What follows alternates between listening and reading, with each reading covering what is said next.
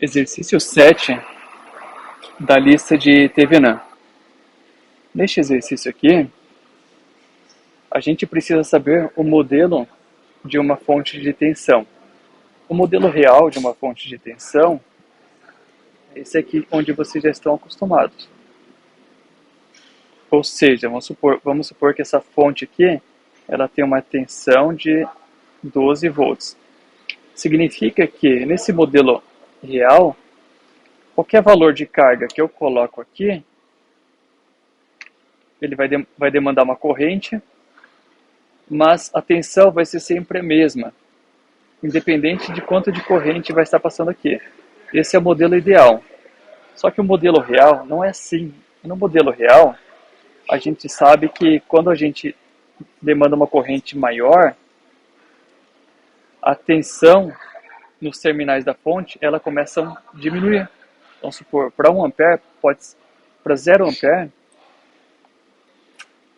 para 0 ampere aqui passando, a minha carga realmente vai receber os 12 volts. Mas se aumentar para 10 amperes, ela vai receber uma tensão menor. Por quê? Porque as fontes, elas possuem uma resistência interna. E essa resistência interna vai ter uma queda de tensão aqui, e essa queda de tensão vai ser maior quanto maior for a corrente. Por isso, a gente então tem que descobrir quais são os parâmetros dessa fonte de tensão, ou seja, qual que é o valor da fonte de tensão e qual que é o valor da resistência interna. São duas incógnitas que eu tenho. E aí, no exercício, foi dado esse gráfico. E com esse gráfico eu consigo extrair bastante valores. Por exemplo, neste gráfico, eu sei o seguinte, que quando a corrente é zero, a tensão que a carga recebe é 25 volts. Ou seja, quando a corrente é zero, significa que aqui eu tenho um circuito aberto. Se eu tenho um circuito aberto, não tem corrente passando pelo resistor, portanto, não tem tensão. Ou seja, nesse caso aqui, quando o circuito é aberto, a carga recebe 25 volts. Portanto, a tensão da fonte é que está fornecendo os 25 volts. Então, eu estou descobrindo aqui o primeiro parâmetro, que é a tensão da fonte, que é de 25 volts. Só que agora eu tenho que descobrir qual que é o valor da resistência interna. Bom, vamos descobrir então.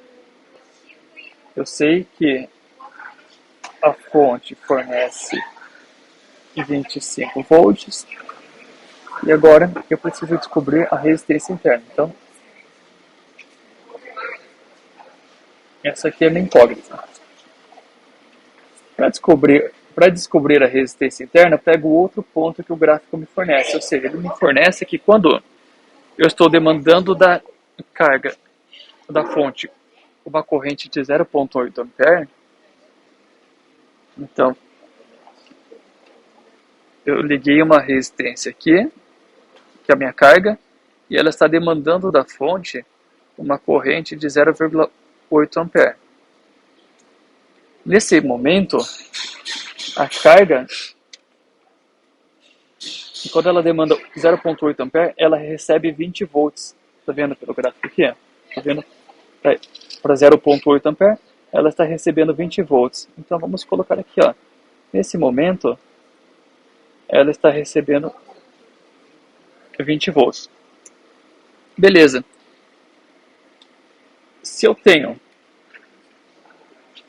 se dos 25 volts da fonte, 20 volts chegam na carga, significa que aqui na resistência interna dela, eu estou consumindo 5 volts.